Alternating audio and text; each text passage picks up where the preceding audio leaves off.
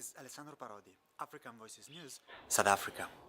The city of Soweto is the symbol of political riots against apartheid and colonial domination.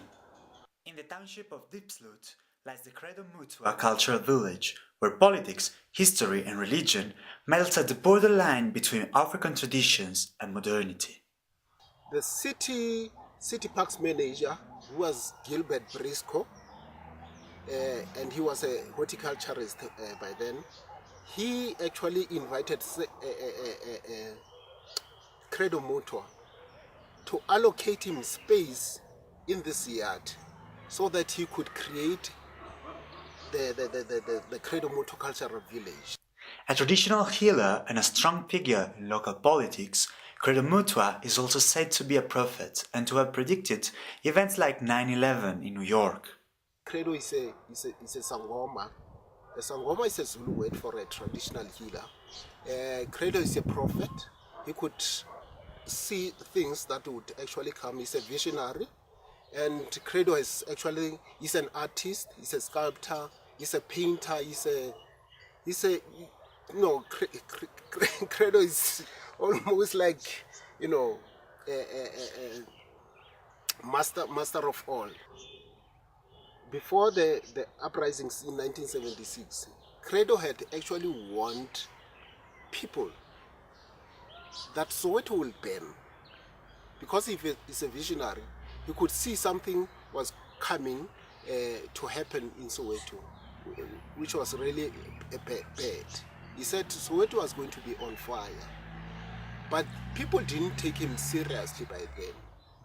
And it so happened that in 1976, the students around Soweto started to revolt against the use of Africans as a medium of instructions.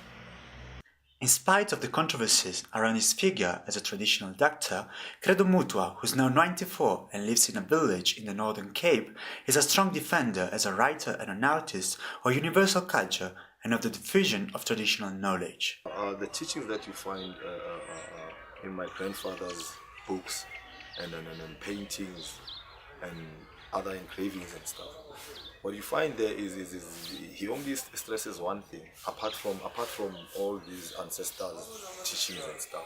He only stresses one thing, that God is everything. That's why he says he made us with his own image. So now you ask yourself, like, when God says he made us with his own image, even a stone is a creation of God, which means a stone is part of God. The air itself, a tree is part of God. So that's why even here you find these statues. They don't necessarily mean that God was like this. I think here what we find it's an example, and then that God is everything. If you look at that face there, that guy has 4 faces. So here he was representing all the races. You can't die with your knowledge. I think the best way is to share your knowledge, and then like for example, when you recall about Socrates, he had major students.